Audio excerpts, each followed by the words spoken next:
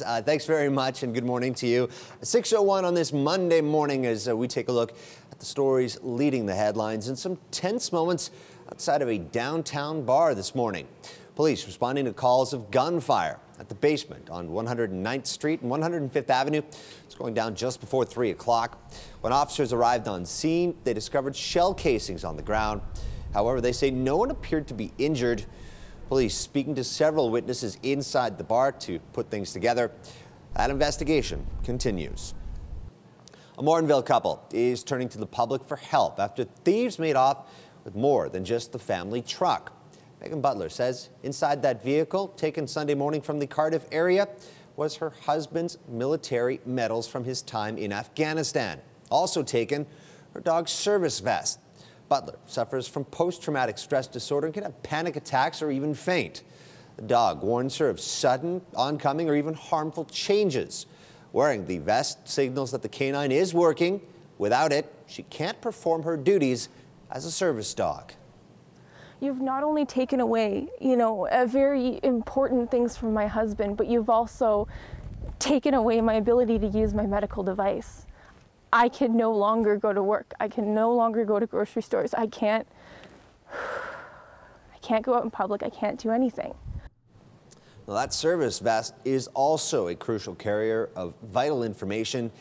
Inside are lists of Butler's medical conditions along with her emergency contacts. Officials in Calgary are asking for information from the public after a police rifle was stolen. Officials say an off-duty officer's private vehicle was broken into Saturday night. The officer was parked outside a restaurant at a local shopping center. A suspect taking a C8 police-issue patrol rifle as well as 2 magazines containing 28 rounds apiece. Police say the officer was taking the rifle home to clean it. He has now been suspended with pay. The Calgary Police Service holds our members to a high standard, and when it comes to firearms, to a very high standard. This will be a firearms investigation to determine if there's any breach, just like any other citizen. Anyone with information is being asked to call Calgary Police or Crime Stoppers. Well, Good Samaritan's condition has worsened following a vicious beating that he suffered outside of a convenience store in Grand Prairie. 45-year-old John St. John is in a coma and on life support at the University of Alberta Hospital. Now needs treatment for a blood infection. The attack happening Thursday night when he tried to stop a man from harassing a 10-year-old boy.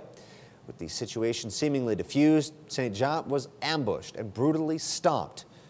24-year-old Kyle Douglas Giroux has now been charged with aggravated assault along with a probation violation. Well, it is news that many Edmontonians have been waiting on. Groat Road is scheduled to reopen tomorrow morning. Contractors say they are working around the clock to ensure that the road does open by 6 a.m. The route shut down over 2 weeks ago when the girders on the 102nd Avenue bridge overhead buckled.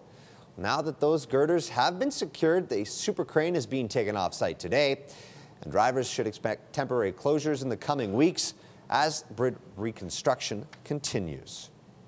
Well, government critics are calling it a case of money for nothing.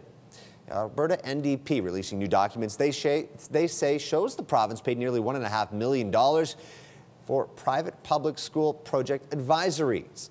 The government has paid firms consulting fees on the P3 model. The model was then abandoned, and those 19 schools that were proposed were scrapped. That there are parents whose kids either have to bus really long distances but are desperate for spaces.